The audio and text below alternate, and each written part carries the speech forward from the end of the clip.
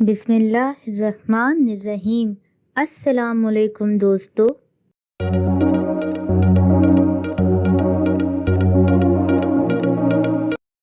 आज का सवाल ये है, वो कौन सी चीज़ है जो कान से निकाली जाती है और उसे हम खाते हैं।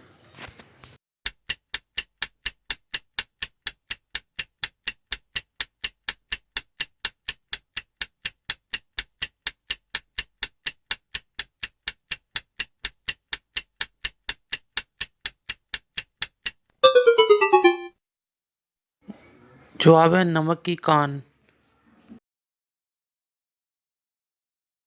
इस वीडियो को लाइक करें, हमारे चैनल को सब्सक्राइब करें और बेल आइकन जरूर प्रेस करें हमारी न्यू वीडियो सबसे पहले देखने के लिए।